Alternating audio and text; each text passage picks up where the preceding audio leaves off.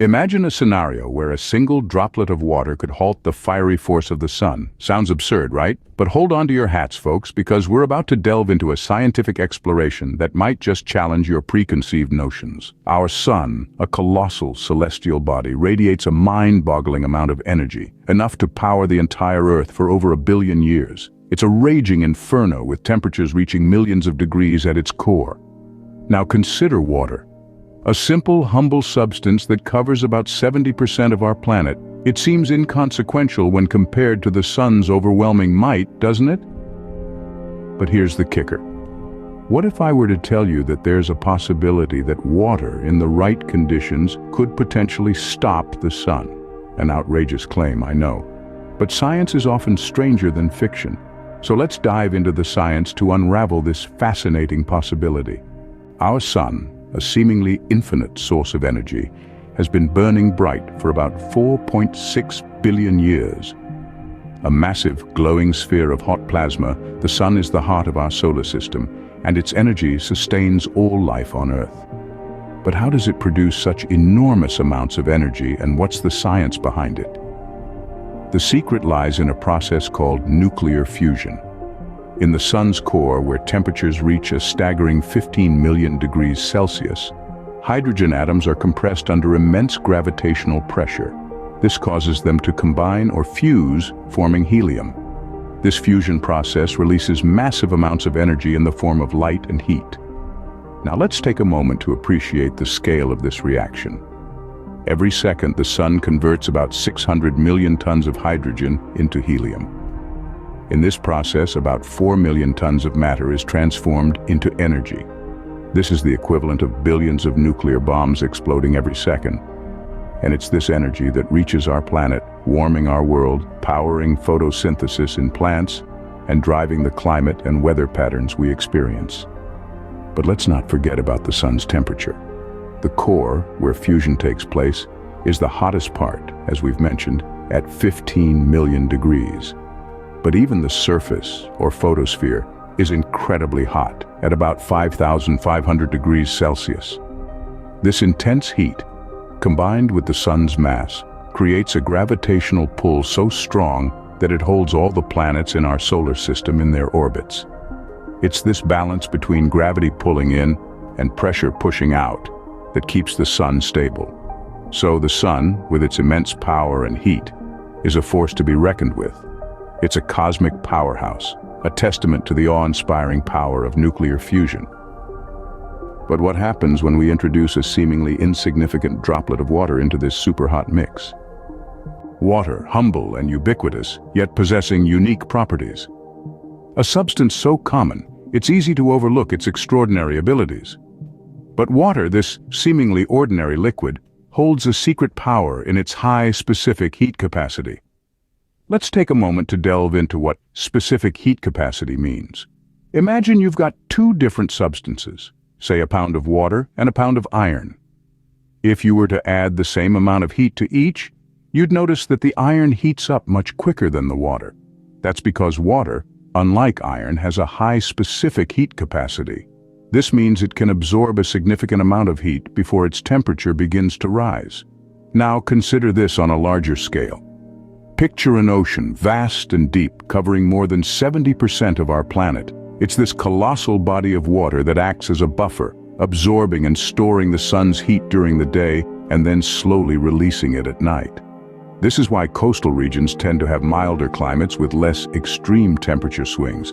But water's power doesn't stop at moderating our planet's temperature. Its high specific heat capacity also means it takes a lot of energy to change it from a liquid to a gas. That's why when water boils, it absorbs a huge amount of heat from its surroundings.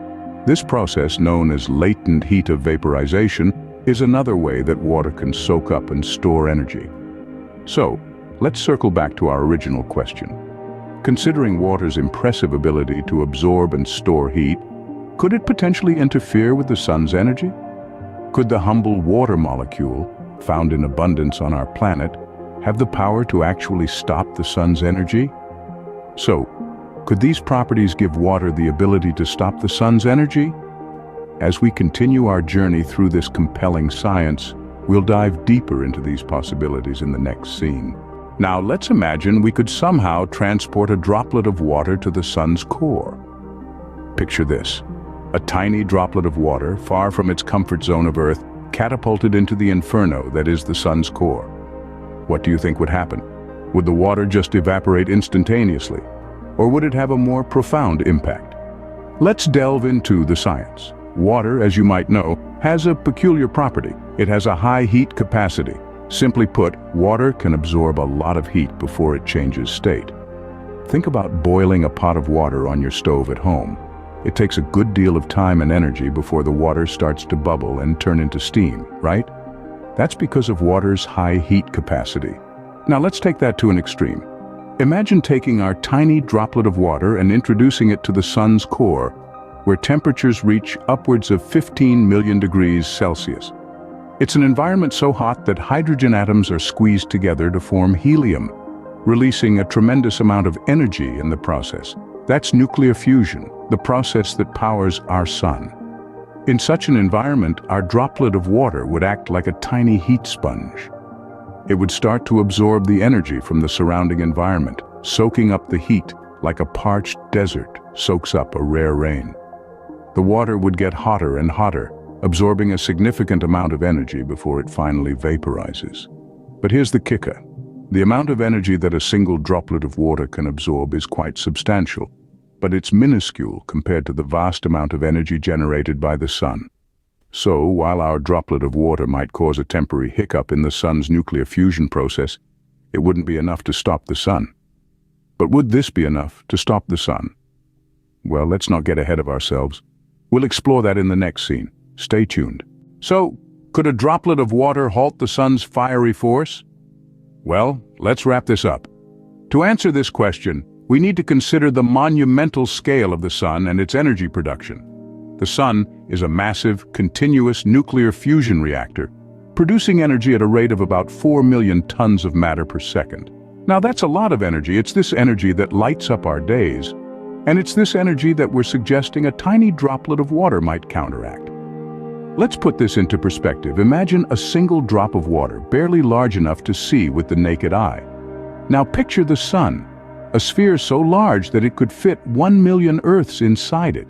Even if we were to use the entire Earth's water supply, which is roughly 1.332 billion cubic kilometers, it would still not be enough to stop the sun.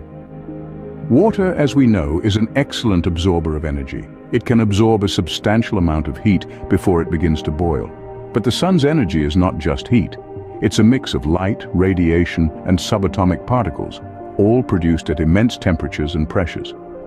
So while a droplet of water or even the Earth's entire water supply would absorb a significant amount of the sun's energy, it would not be enough to halt the sun. The sun's energy production is simply too vast, too intense, and too relentless. The water would heat up, it would evaporate, and it would ultimately disperse into the universe, leaving the sun to continue its stellar fusion, undeterred and unabated. The sun's fiery force is just too immense, too overpowering for a droplet of water to make any significant impact. So, while the idea is fascinating, the answer to our question is a resounding no. Water cannot stop the sun. The sun's fiery force is simply too great, and water, despite its remarkable properties, is not mighty enough to halt it. But this seemingly absurd question has led us to explore some intriguing scientific concepts. We've journeyed together through the vast expanse of our mighty sun, its power, its heat, its sheer force. We've delved into the surprising potency of water, its unique properties, its ability to absorb heat, and its role as a life-giving force. We've pitted these two forces against each other in a hypothetical showdown, and we've weighed the verdict. This exploration has not just been about answering a quirky question. Rather, it has underscored the vitality of curiosity, the importance of questioning, the necessity of exploration in science. Every what if, every how can, every why not propels us forward, encouraging us to dig deeper, to understand more, to unravel the mysteries of the universe around us. So keep asking those impossible questions. They are often the gateway to the most exciting scientific discoveries.